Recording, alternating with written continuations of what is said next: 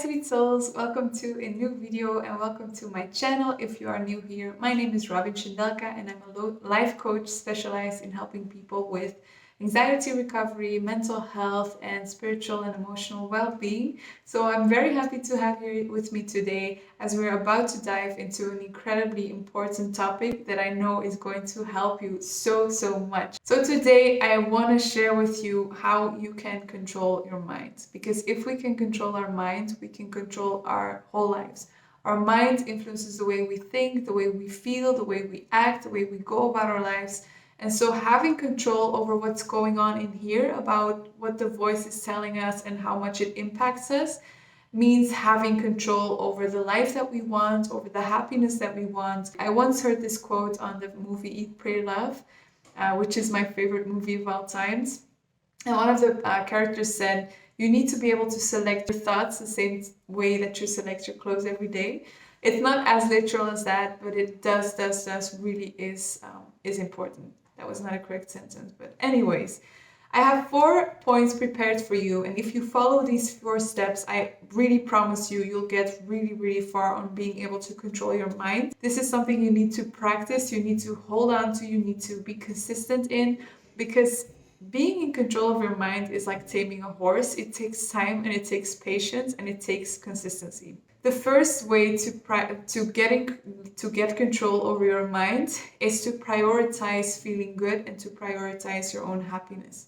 If we are able to prioritize feeling good and have that as our main priority, our main focus point, our mind automatically follows that. Because we often feel really bad because we put so much focus on the mind, we listen to the mind and it just keeps blathering around, making us feel bad. But if we, every single day, we wake up and we say, my priority today is to feel good, our mind automatically follows that. Don't prioritize feeling right.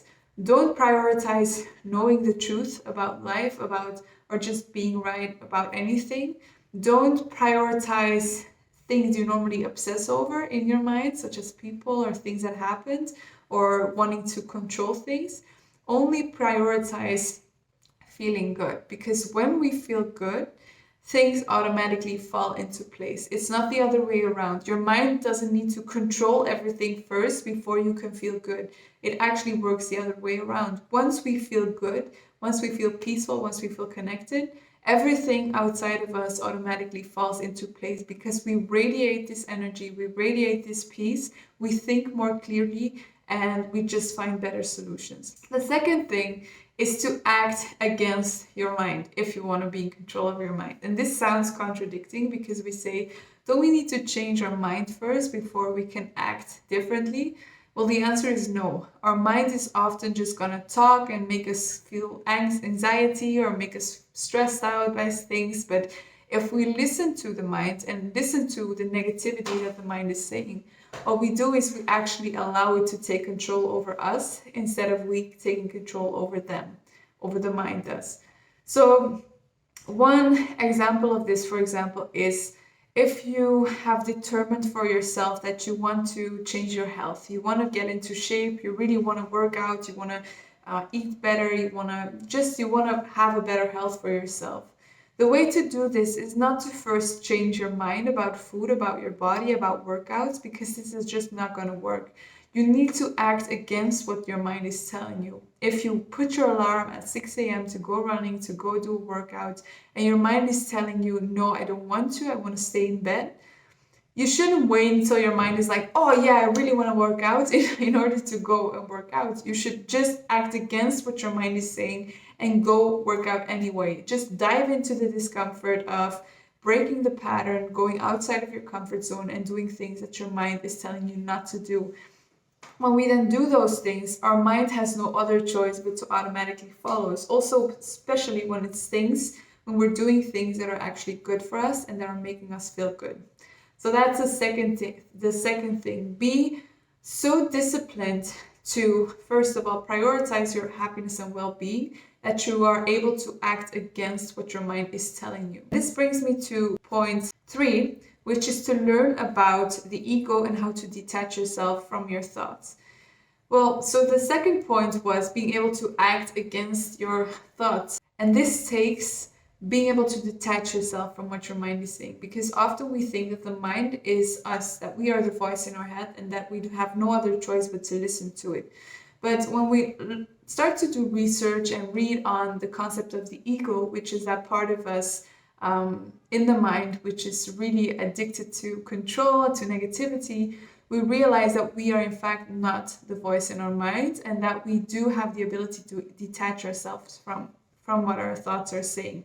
So by starting a mindfulness practice, by starting to meditate, by starting to question what your mind is telling you and question the normal thoughts that are running through your head instead of just instantly reacting to them, you create a specific distance, and from this distance you then can have control on what you want to do with these thoughts, if you want to listen to them or not. So the second and the third step kind of really are together, in the sense that you need to be able to detach yourself from your thoughts in order to act against them, and you need to act against your thoughts in order to stop taking your thoughts so seriously and to break that pattern of always being in the mind. And the fourth thing that I want you to do, which is maybe even the most important, is the fact that focus is everything.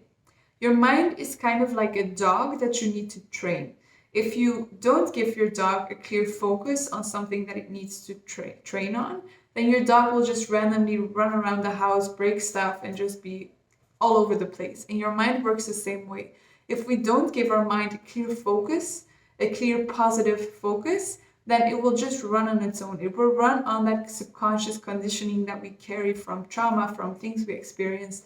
And so, but when we give our mind a focus by either asking the right questions or giving it a right goal, our mind has this focus, and we can actually use it as a tool for our own benefit. So things you could use it to focus on is, for example, by creating a gratitude practice and by creating the habit of focusing on the good. Really train your mind to look for the good in everything, even though the world seems like a horrible place, like everything seems to be going downwards. Give your mind the challenge, the task to look for beautiful things, to look for good things, to look for things to be grateful for. Another thing which is really important in this is to give our mind a goal, because our mind is truly one of the most powerful things that we have, if not the most powerful thing.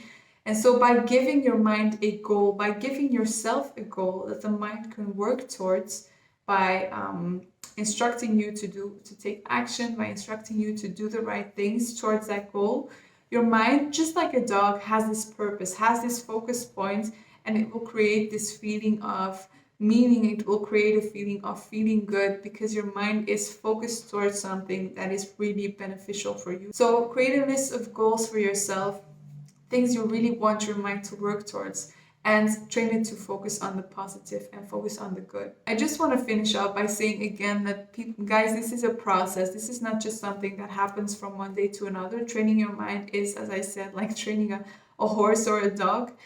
So be patient with yourself. Try to take these steps seriously. Watch the video again with like pen and paper to like really write things down. And let me know in the comments what you think about this, if it resonates, if you want more content like this. I really, really would love to hear.